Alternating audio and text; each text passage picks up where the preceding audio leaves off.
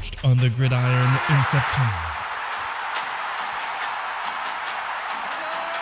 Perfected in the magic of March. For the fans who love the crunch of the pads, prefer a dunk, and expect nothing but the best.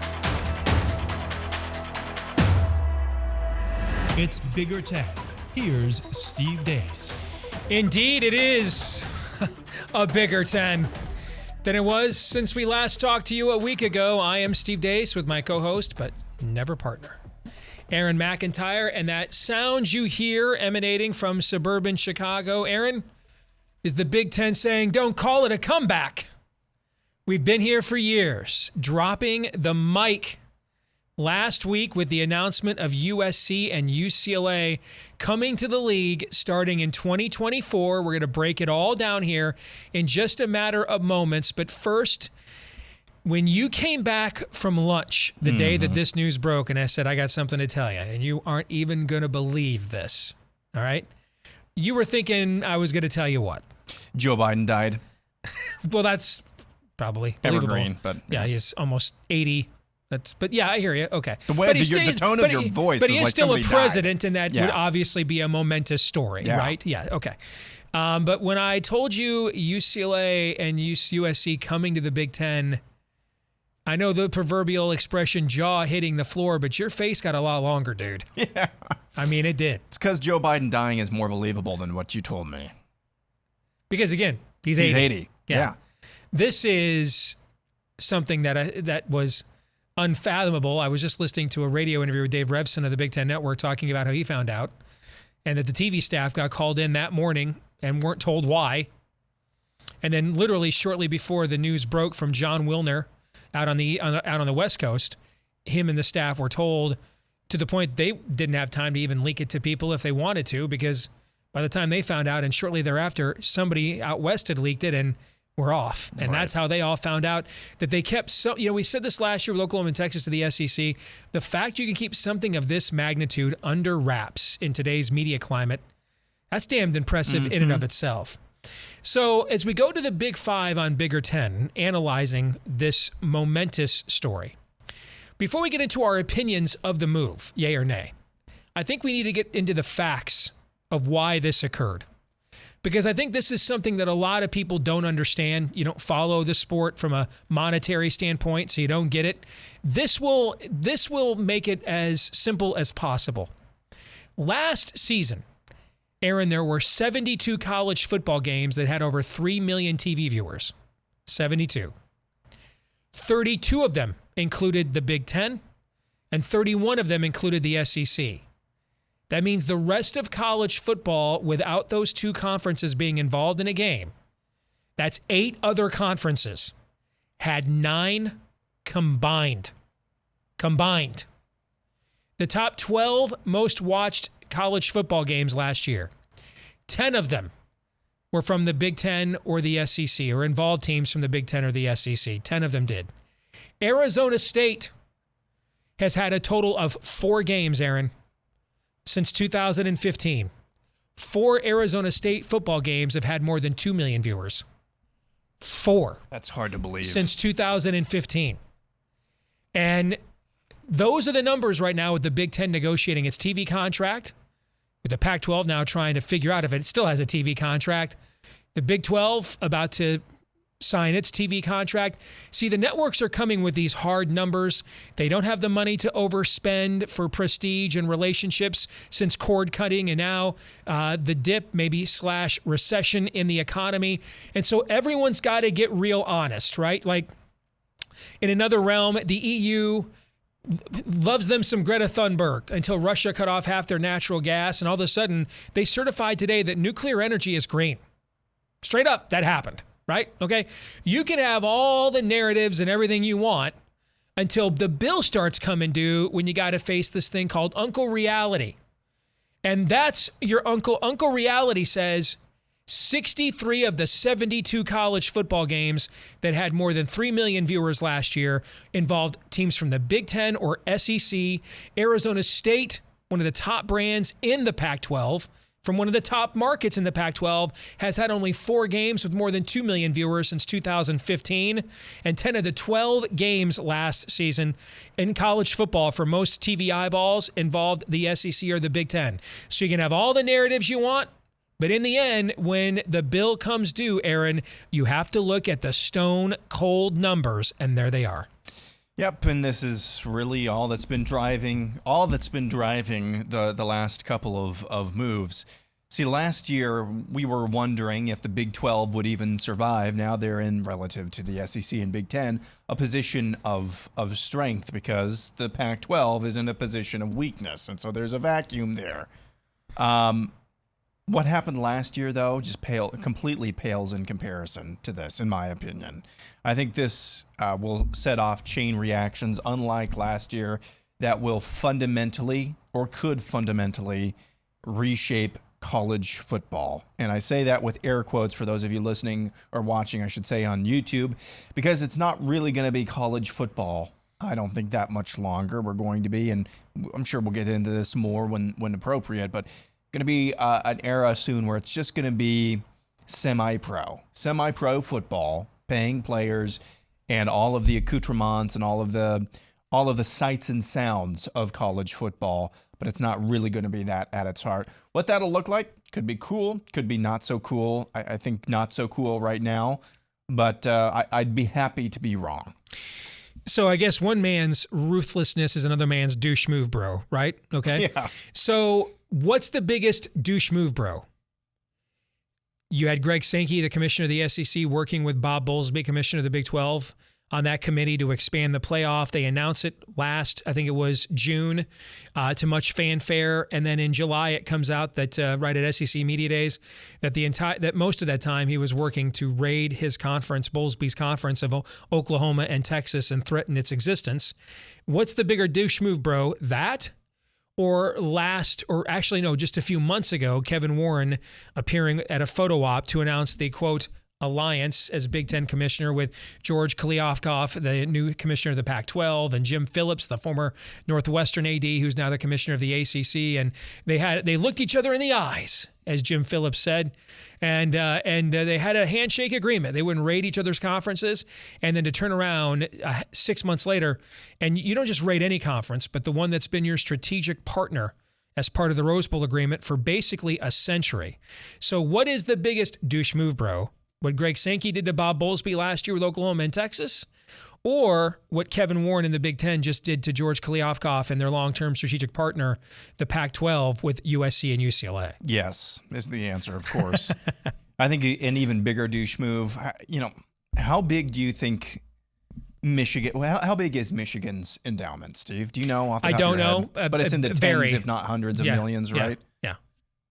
It probably pales in comparisons to USC's endowment, I would have to think. That's true of Notre Dame, Stanford, and several of these big-time private universities. Yeah. In my mind, USC being willing to join on this, we've gotten some reports that USC's athletic department is in some sort of financial trouble, and UCLA's is $100 million in debt. Oh, maybe it's UCLA's that I was thinking of.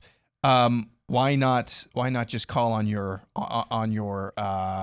boosters and help get out of that instead of leaving behind a bunch of schools? But then again, it is as they keep saying and telling us, it's just a business. And yeah, we're learning it is just a business. Nothing more going on here. So let's get to now the move itself and what we think of it, not the news and the angles surrounding it. UCLA and USC in the Big Ten. Do you like it? Hell no. Nope. No, it's stupid. It's so stupid on so many levels. So with that stipulation, because of all of the things surrounding it, I don't like it on that level. But with that stipulated, with that removed, it can work.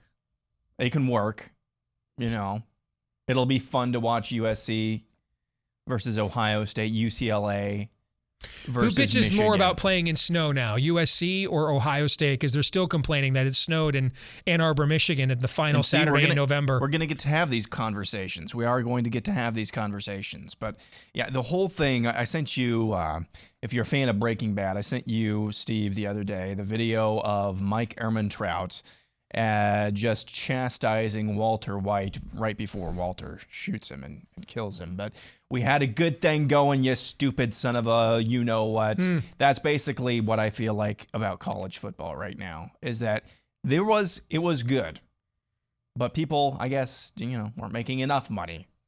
They were making money hand over fist, but weren't making enough money, so we got to go blow everything up right now. That's the way I feel about this. With that stipulated, it'll still be kind of fun to watch these matchups that are apparently now going to go down. I mean, for people who are saying, what's the market for USC Northwestern basketball on a Thursday night? Probably about the same, if not more of a market than there was for USC Oregon State basketball on a Thursday night, I would guess. So how does this function? Let's get to this part, implementing it. Because I will say, in terms of whether I like it, I don't like what I think it may mean for the sport as a whole moving forward. I do like the fact that it does give us more compelling matchups to talk about more often. So that's kind of a mixed bag. And therefore, for me, a lot of how this gets implemented will go a long way into whether I can buy into it or not. Yep. I mean, so do we go, let's say that there is no further expansion. We'll talk more about that angle here in a minute. But let's just say that there isn't for at least a couple more years, okay? And we look at 2024, 2025, because even if you think Notre Dame is like Tuck coming, you think Irish coming, well, they can't till 2025. Their deal with NBC is until then. So you could be looking at least one season where this is the arrangement, all right? So do we stick with divisions now? What kind of scheduling process do we have? What does that look like? How do you actually implement all of this? Well, I think at this point, let's just pretend, because it's reality and it's not pretend, but with the stipulation that this is all completely about eyeballs, and because it's about eyeballs, it's all about money. What then do you need to be able to produce on the field and for your TV productions that will generate the most eyeballs? You need to be able to produce compelling matchups, and a lot of them. Mm-hmm. And so you're talking about, no further expansion. I think in order to produce those matchups, compelling and otherwise, and that kind of fit, that kind of fit in with the rubric of drawing huge audiences, you need to expand even further, and you need to expand in places where it makes sense geographically. Because as much as, Joel Klatt was saying this, and I think we retweeted him on the Bigger Ten account, and maybe I'm taking him out of context, nationalizing college football. It's not going to be a national sport. There will be national eyeballs, but it's fundamentally going to be a regional sport. It always has been, and it always will be. And so I think in order to be able to have national eyeballs, but still retain a regional identity, you still need to expand. And I think those 4 expansion teams to get to 20 teams, which is what a lot of people are talking about, need to be Stanford, Washington, Oregon, and of course Notre Dame. Those are the 4 teams that, okay, with the stipulation that this is all stupid that we're even having these conversations, those are the 4 teams that would make the Big Ten absolutely the most balanced and the most fun to watch from stem to stern every single year. And I know there's some political things with Oregon or Washington. Would they have to bring Oregon State or Washington State? I think the administrators at either Washington or Oregon can just tell their state legislatures or state legislators, it's either a $90 million with the Big Ten or 15 with the new Mountain West or whatever the hell it is. I'm exaggerating. I think that's the typical kind of. You mean like Oklahoma legislators told their legislators last year? That's the typical no-win scenario that always gets legislators to wilt. And so I put together this little rubric. And to me, if you're not going to do something imaginative, if you're not going to do something kind of regionally based like this, and that really kind of reimagines the conference, don't do anything at all. So I've got 4 divisions of 5 teams Each of them, with the exception of Northwestern, which literally no one cares about. I'm sorry, Northwestern, nobody cares about you. These are all regionally based divisions. East is Michigan, Michigan State, Penn State, Maryland, Rutgers. South, Ohio State, or whatever you want to call it. South, Ohio State, Notre Dame, Purdue, Indiana, Northwestern. West is USC, Oregon, UCLA, Washington, Stanford, and Midwest is Wisconsin, Iowa, Minnesota, Nebraska. Each team plays a minimum of 11 games per season with an option for a 12th. 10 conference games. So it's not the Big Ten teams or Big Ten schools. It is the Big Ten games. You play 10 conference games every season. I like it. 4 divisional, of course.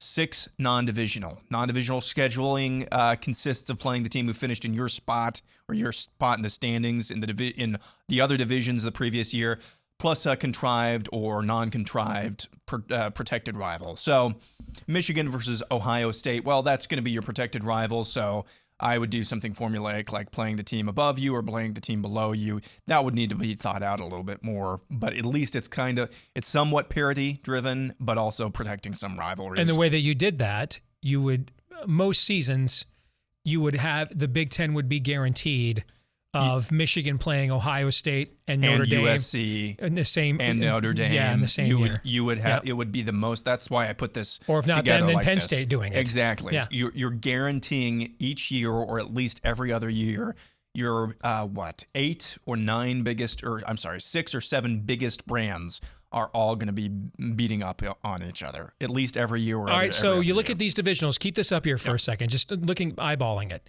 All right, so if it's one protected rival outside of your division, right? And so since you got UCLA and USC in the same division, you guarantee that USC and Notre Dame play every single year, right? You guarantee that Michigan and Ohio State play every single year. Yep. Right?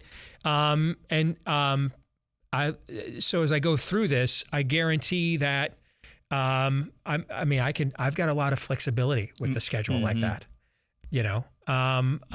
That's impressive. Just kind of spitballing right now of what guaranteed matchups I know I would have in addition to divisional matchups. Yep. That's pretty impressive, brother. So the reason why you do 11 games with an option for a 12th is that there will be a Big Ten semifinal now. Takes place at the end of the season. Played in some rotation of Lucas Oil Field, Ford Field, US Bank, SoFi Stadium, kind of domed stadiums that fit the footprint of all 4 divisions. I like it. And then this one is just magical thinking probably. But what is the Rose Bowl going to do now? Honestly, what are they going to do? It's no longer the ultimate cathedral of our sport. It's the ultimate cathedral of the sport. Yet how many times, Steve, even have you, and I'm not being, you're right to characterize this. Back in 2015, the Rose Bowl for Iowa was a consolation prize, and a heck of a consolation prize. Last year, Ohio State, the Rose Bowl was a consolation prize. Last time we went in 2006, it was a consolation prize. The Rose Bowl should never, ever, ever be any sort of a consolation prize, even if it's a heck of a consolation prize. Yeah. Cut whatever the hell deal you need to do with the Rose Bowl. The Rose Bowl is no longer played on January 1st. The Big Ten Championship is the Rose Bowl. The Rose Bowl Championship, or the Rose Bowl, determines the Big Ten champion. So that's my idea. And it's the first Saturday in December, or the second Saturday in December, at 5 Eastern, just like the Rose Bowl was on New Year's Day. The whole point of this, I know a lot of this is really reaching. The whole point of this, if you're not going to do something imaginative like this, I don't really know what you're doing. You're just blowing up the sport for the sake of a few shekels for a few years. Brother, that is very impressive. And I love the idea that you have the option. You want to schedule a 12th game. If you're a team that it's probably not realistic most years that you're going to face, you're going to make that semifinal. And so you want the added extra revenue. This helps you create, because that would be your game, that would help you create more revenue.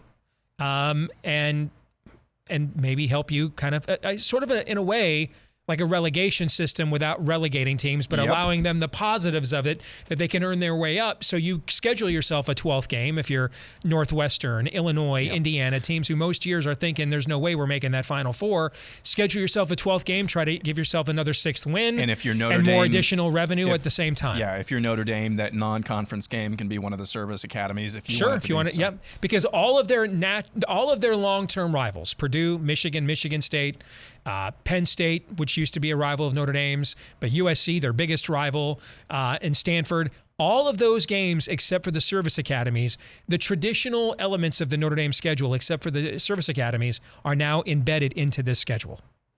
Yeah, and that's what you're going for. And I know going from what we've only got 9, we have 9 conference games right now. What's the big deal with adding a 10th one? In my mind, that seems like a lot now, but I think this is, if you're going to do this for the sake of money, right, then do it in a way that's compelling, that encourages some form of parity while still protecting the traditional rivalries or doing your best to. Right. And that has geographical tradition built into it as well. By the way, that list of the top 12 games of last year that the Big Ten was involved in, I think the only one that was not a conference game was Ohio State and Oregon. All the rest of them were conference games. Yeah. And so why play out, if your footprint is this impressive, has this many legacy brands, why play Penn State and Auburn and split any of that money with the SEC? Why do that? And even, you see what I'm saying? What would be the point of that? And that's a very impressive framework, my friend. That's very, very well done. So let's talk about what the future may look like. Is the Big Ten done? Right away, literally minutes after the announcement was confirmed about UCLA and USC, all kinds of reports that Oregon and Washington had gone and applied to the Big Ten for membership. Now, there's unofficial reports that the Big Ten has told them for right now, we good. We're going to hang out here, and whether it's next week or next year or 2 years from now, we're going to await Notre Dame's new TV deal. Because, by the way, one of the networks bidding on the Big Ten's TV rights right now is NBC, Notre Dame's TV network. Why couldn't you just create a framework where you just say, you know what, Notre Dame, you keep your same deal with NBC. You have your home games, okay? You keep your same deal. If it's a home game, it's on NBC. All right, you split that revenue with us, but you keep your exclusive deal with them. You split that revenue with us, and we split all the other revenue with you, and you still have your deal with NBC. NBC gets a piece of the Big Ten. The weeks that you're on the road, NBC gets the third or fourth pick of what Big Ten games are that week, because I'm guessing probably Fox and CBS will get the first 2 picks. So you could just seamlessly work that in, right? But that deal won't be negotiated for 2 more years because it expires in 2025. So the Big Ten is apparently now, the word is, telling everybody, we good for right now. We're waiting to see what Notre Dame wants to do. Now, that, of course, could change if the SEC decided to get on the phone with Clemson and Florida State and say, you know what, let's go ahead and challenge that grant of rights deal y'all got down there, and let's see if it holds up in court. But I think the Big Ten, and growing up in this region, these are, and boy, it can get nauseating and sanctimonious even for us who are Big Ten fans. I can't even imagine what it's like for people outside our footprint, okay? But they really do care about their reputations. I don't think the Big Ten's chancellors, because many of those are the same presidents and chancellors that wanted to cancel the football season 2 years ago, okay? I don't think they now want to be seen as the robber barons that hit the switch on traditional college football.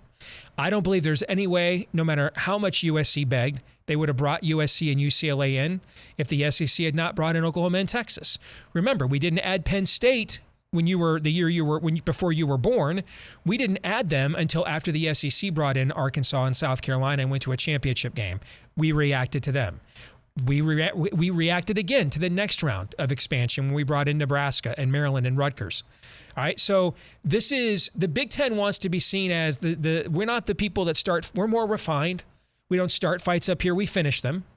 So barring the SEC deciding, we're coming off the top rope again, I do think the Big Ten will not take anybody else, Aaron, until Notre Dame makes a decision, because I'm not sure.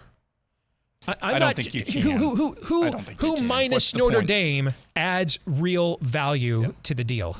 Now I could argue that moving further south may not like adding AAU schools like Virginia and North Carolina. They're the very prestigious academic schools too.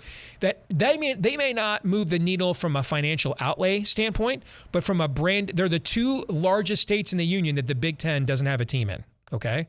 Right now, with the additions of the California schools, along with Texas. Okay, so in fact, they're the 2 largest states in the country that the Big Ten and the SEC don't have any teams in.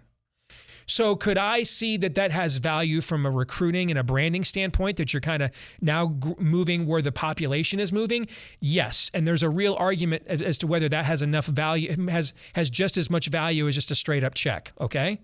But short of that, who else could we add that, without pairing them with Notre Dame, doesn't actually take away from the current model?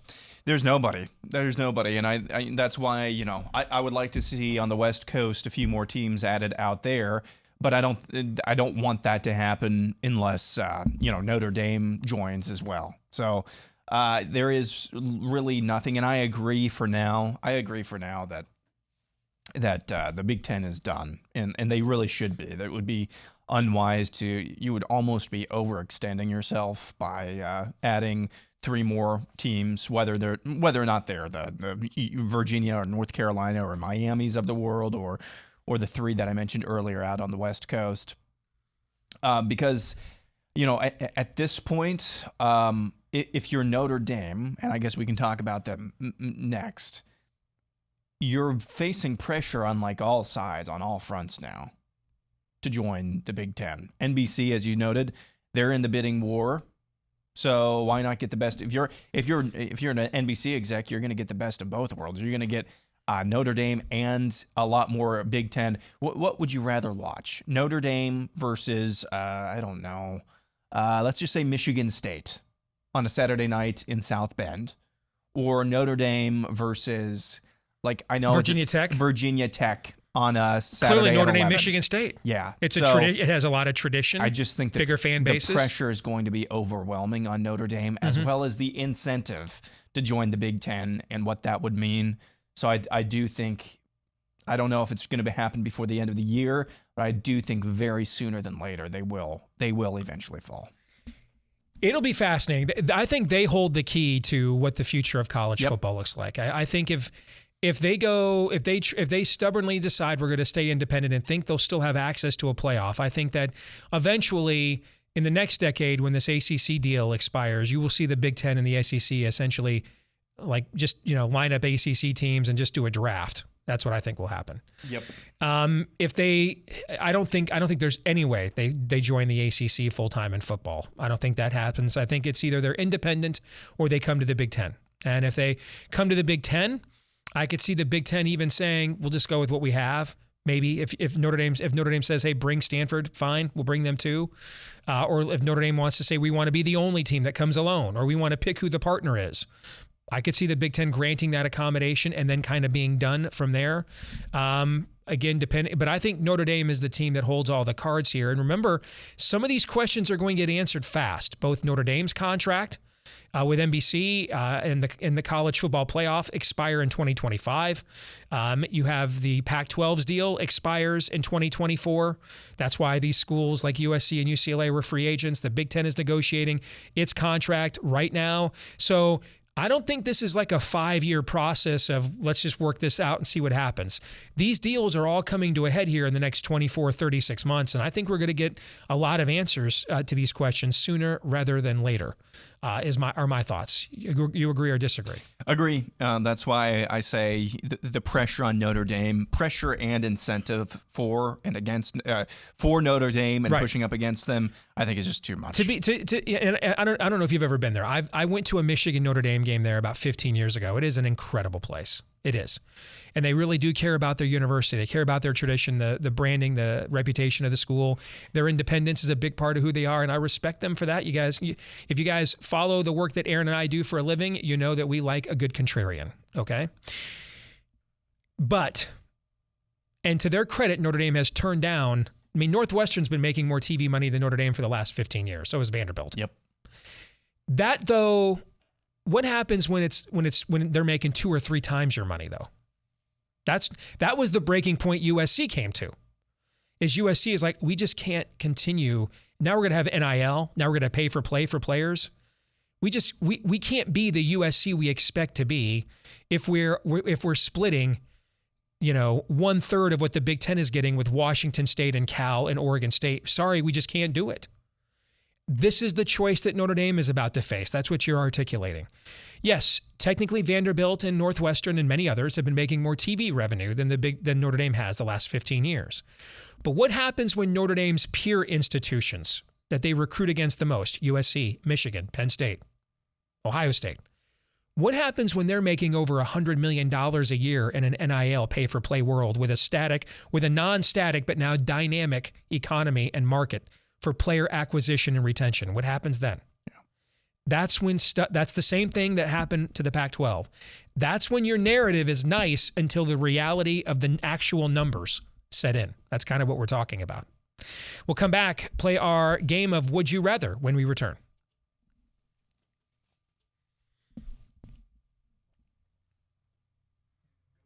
Time now to play some Would You Rather here on Bigger 10. So Aaron here, get ready. You are up first. Would you rather have a college football commissioner that tries to govern the sport on his perception of what's overall good for it, or continue to let the conference commissioners follow their own individual agendas? This is a tough one. I feel like the Israelites begging for a king right here just a little bit. But I think human nature, I believe, and I know you do as well, is not basically good. So nobody that you put into a potential college football czar position is going to be perfect. Having said that, I think for the good of the entire sport, could the NFL function without a commissioner? If it was just 32 different owners bickering about things, no, it would have fallen apart yesterday, right? 10 years ago, 20 years ago. I foresee the same basic thing happening with college football because we don't have owners, but the commissioners. I mean, look at Greg Sankey, look at Kevin Warren as well. They are obviously only concerned about their own conference. They're not good at, and that's their job description. And that's their job description as well.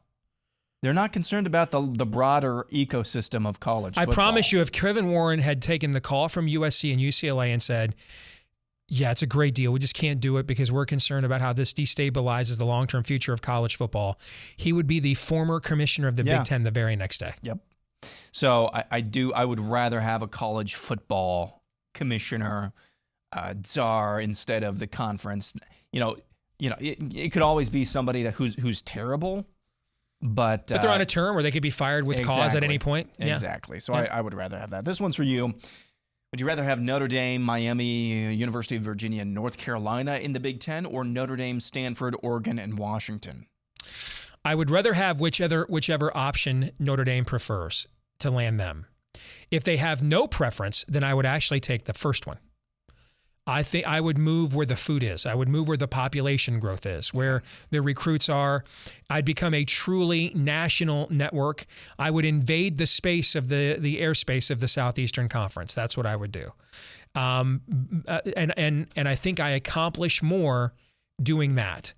But I'm also okay if this is now where the Big Ten says, even if Notre Dame has no preference, we would prefer to not completely disintegrate the long-term strategic partners we had in the Pac-12. So we'll salvage it to some degree, even if it would cost us a little money in terms of the overall value. You see what I'm saying? Yep. I'd be okay with that too. But if it was me making the call, and I have been saying this since the first round. I thought back in 2009, we were doing shows about this here on Bigger 10 with my former co-host, John Miller.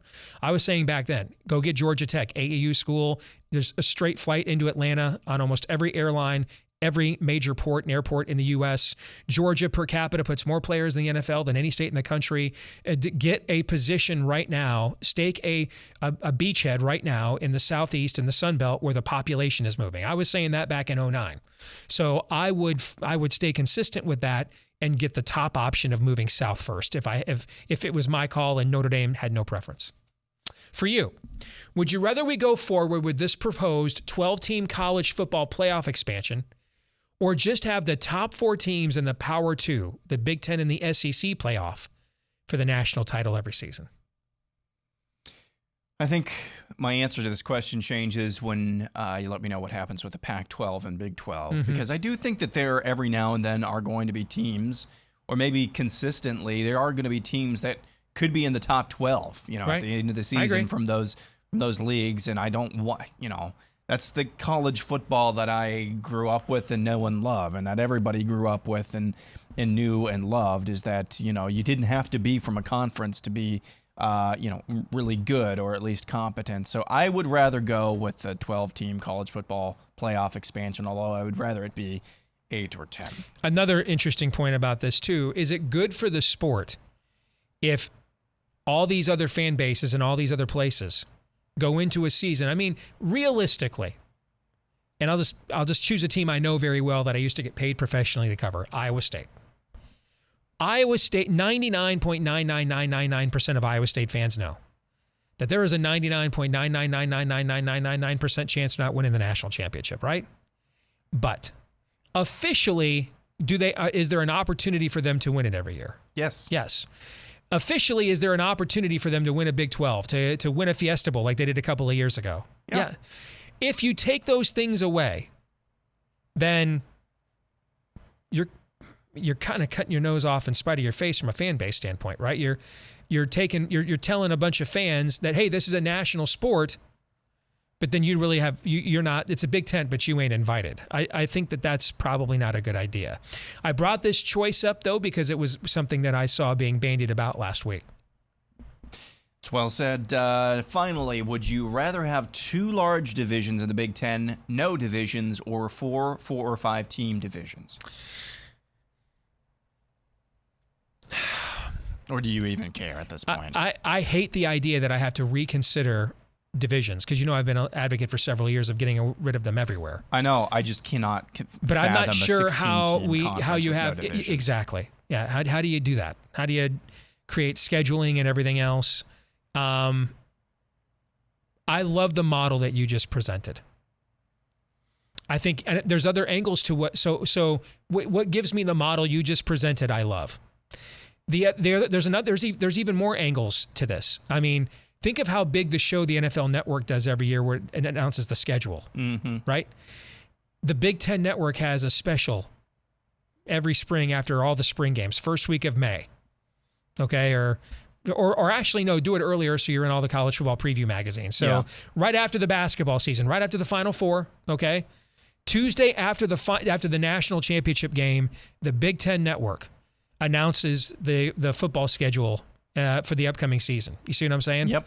And make a huge hullabaloo and celebration of that and those sorts of things. I mean, could you imagine the viewership that would get, right? Yeah. Because you're looking to contrive more content. That's the one thing the Big Ten Network, I think, does not do as well as the SEC Network, is that outside of live events, it doesn't give you a lot of incentive to watch it. And I think that especially with the kind of money you're getting paid now, and you've got all these huge brands, what is the point of going in? And I know TV market size doesn't mean what it meant 10 years ago when cable and linear was king. But it does still mean something. What is the point of bringing Los Angeles into the fold just to sit there for April, May, June, and July and do like nothing original after, or maybe, the Big Ten does softball. So we'll say May, June, and July after conference softball ends and baseball ends, and you're just doing replays of games that occurred 9 months ago. There's a lot of content mining that you could be doing that off season with those major markets, and you could be monetizing those things. Coast to coast now. Right. You're the first conference that's coast to coast. You have the first, second, third, and what is DC? Is that it's in the top 10, 7th or something like that. Philly's in the top 5? Yeah, Philly in the top 5 as well. You have all of those cities in your footprint, firmly in your footprint now. Take advantage of that. Yeah, no more test patterns. They're effectively, what's a test pattern? All day on a Saturday in July, just running replays of stuff. Like, let's see some good. I mean, could you imagine years ago, before you were born, in '89, ESPN did what's called the Dream Season, and they went back and they did like an entire season of games with the greatest teams in NFL history up to that point, and they took like NFL films footage of those teams playing in those eras and made it look like it was Chris Berman calling the actual games. I mean, it was an incredible spectacle. I loved watching it. the amount of footage now that you have with Penn State, Michigan, Ohio State, USC. I mean, you could be doing things like that all off season. And dude, you and I are, and everybody watching this, we're college football nerds. When it's 107 with 300% humidity in August, you wouldn't sit in on a Saturday and watch them play off 72 USC versus 2002 Ohio State versus 86 Penn State versus 97 Michigan versus 71 Nebraska. You wouldn't watch that all day long? Hell yeah, you'd watch that all day long. Yeah. Yeah, they need to do something more imaginative. That's the key word that I keep coming back to, because I'll reserve final judgment until they actually tell us how they're going to be implementing this. But basically last year with what doesn't give me hope is last year with Oklahoma and Texas, and now this so far, I don't see anything other than a hen making sure she's covering all of her eggs. That's nothing imaginative about this at all. There's nothing about the end product, the end user, because we're the ones who are paying for all of this at the end of the day. Man, us and boosters, but our eyeballs, though, we're the ones that are paying for it. Just give us a good product, and you know what? We'll keep giving you or lending our eyeballs to you. But so far, all I see from this, and again, going back to the stipulation I made at the very beginning of this, all of this just seems just naked greed.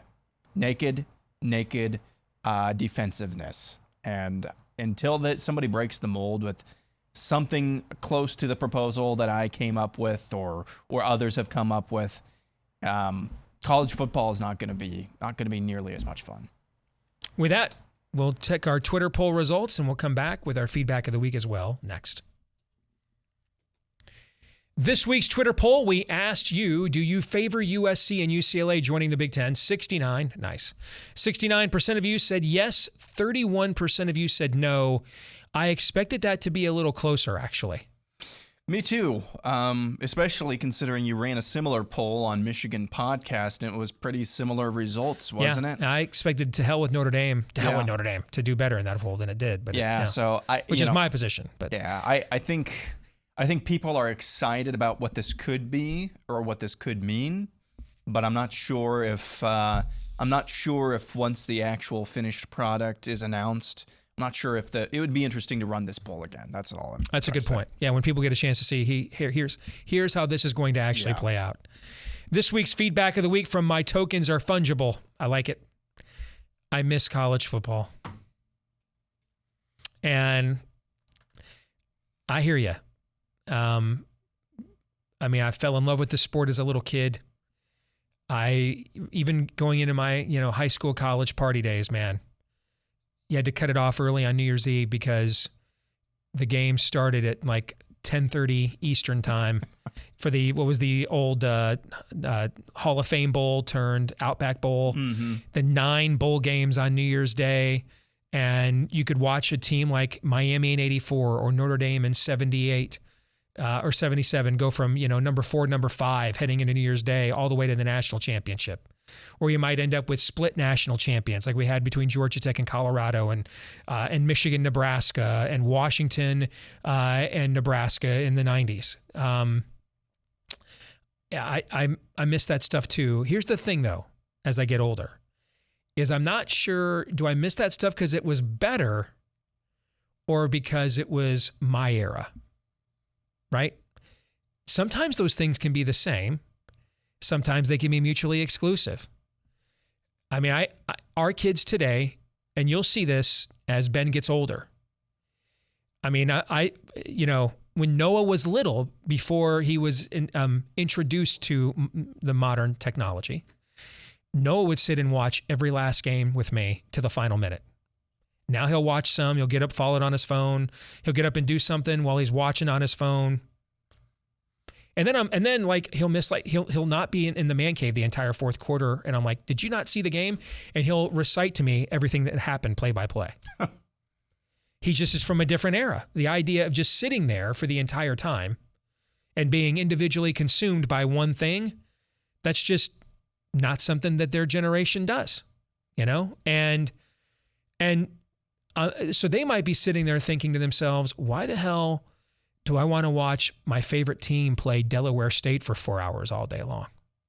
And then a tailgate. And I got 50 other things I could be doing. I've got a Snapchat. I've got an Instagram. I've got a LinkedIn. I've got a Twitter, a Facebook. You know what I'm saying? Mm-hmm. And so what now? Let me tell you when I wouldn't watch the Michigan-Ohio State game again until Michigan won. I went to the movies. Noah stayed behind. And he did sit in front of the TV and watch that game all the way through. So could you get that generation? Will they watch Ohio State and USC and Penn State and UCLA? Will they watch that all the way through when maybe they wouldn't, or Alabama, Texas, and Oklahoma, Texas A&M? When they wouldn't watch Little Sisters of the Poor versus Florida State. Correct. And it could just be, and so let's see how this plays out. I don't blame people for their cynicism at all, Aaron. Okay. Let's face it, our institutions aren't doing us well as a people on a systemic level culture-wide right now. Yep. But I also think for those of you that are in my generation or older, just because it's what we were used to doesn't necessarily mean it was better. It is sometimes, but that's not always the case. Yeah, I think I texted you on Wednesday or Thursday. No, it would have been a Thursday night. I mean, this thing is stupid, but it could work if ... Mm-hmm. So I'm willing to kind of see it through. To me, the dam really started to break. With the ACC's terrible TV deal? That was really the first one, and then a major chunk came out last year, and now the dam is. I mean, it's hemorrhaging water. So I'd kind of already accepted that college football, and many of you have as well, accepted that college football is just not going to be the same. I just want them, if you're going to blow it up like this, though, make it the most entertaining damn blow up we've ever seen. If the sport is really a made-for-TV spectacle now, then actually make it a made-for-TV spectacle now. Okay? Yeah. Most imaginative formats, the best matchups, and go all the way with it then. Don't do it like the MCU is doing right now, where there's no direction. It's just a cash grab, week in and week out. Right. Don't do like that. We're just filling inventory now. Yeah. Mm-hmm. Yeah. That's a great point. All right. That'll do it for this week's episode of Bigger 10. Don't forget to like, rate, subscribe, share, 5-star review, whether it's right here on YouTube or you're listening on iTunes or Stitcher or elsewhere. Please help us to find more Big Ten sports fans just like yourself. Keep up to date in between episodes and what we think about all things Big Ten by following us on Twitter at Bigger10. The next time we talk to you, we will unveil my 2022 college football preview, so be tuned in for that right here on the channel. Until then, for Aaron McIntyre, I'm Steve Deace. We'll see you next time on Bigger 10.